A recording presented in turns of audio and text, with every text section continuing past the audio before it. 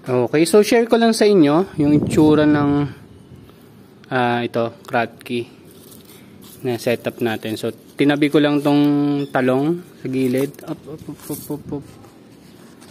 Wait lang. Yan. So ito yung Kratky natin. Hindi ko lang alam kung kailan yung date. Pero yung susunod natin na Kratky may mga date na. So mapansin nyo, ayun o, halos ubos na siya. So i-refill lang natin siya once.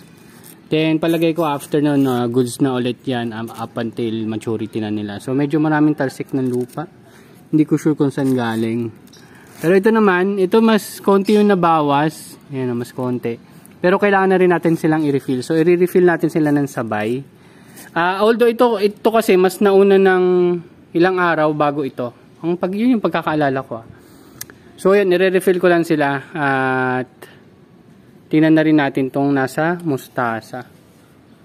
Pero palagay ko hindi pa kailangan i-refill to. Pero papalitan natin to, mga Olmeti na rin. Yan. Yan. May mga nabawas naman. Yan. Yun, so hindi kasi ito parang fully sealed eh. So posible yan makakuha sila ng lamok. Yan, maitlogan ng lamok. Yun lang isang problem. Kaya meron tayo ditong sticky. Tag dito. Basta madikit siya. Madikit. Pest control din. Hindi naman siya pest control. Pero at least makita natin kung anong mga pest yung nandito sa loob. So yan, i-refill ko lang sila. Wait lang. Okay, so medyo mahirap kasi mag-video and habang nilalagay ko rin to. Pero nasa 1 liter itong container na hawak ko. Wait lang ha. Okay, so ayan. So na-refill ko na sila. Siguro ito mga 1.5 liters ang nilagay ko. Yung dito naman 1 liter lang yung nilagay natin kasi mas marami pa siyang tubig. So ayan, dito banda yung level ng tubig ko.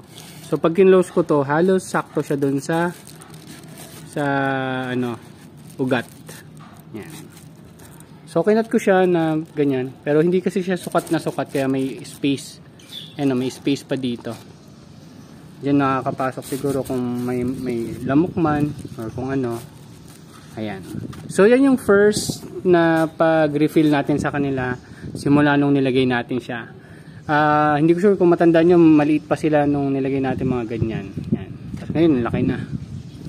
So antayin natin kung hanggang kailan ko sila i-harvest. Kasi pag dumating na yung ibang batch ng mga Olmeti na may dates kung kailan ko sila tinanim, tatanggalin po natin sila. So para pag nagdi-discuss or pag pinapakita ko sa inyo, at least may masasabi ako kung gaano na sila katagal at may monitoring din tayo kung gaano ba katagal bago lumaki ng ganito at kung ano man hanggang ma-harvest natin.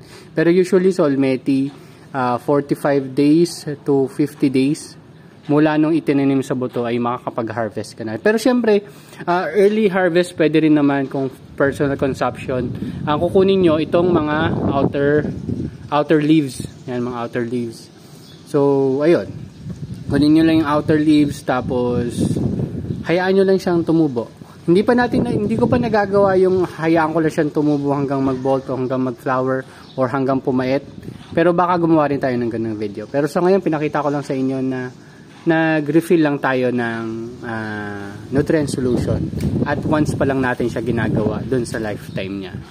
So yun lang naman and thank you very much. Bye bye.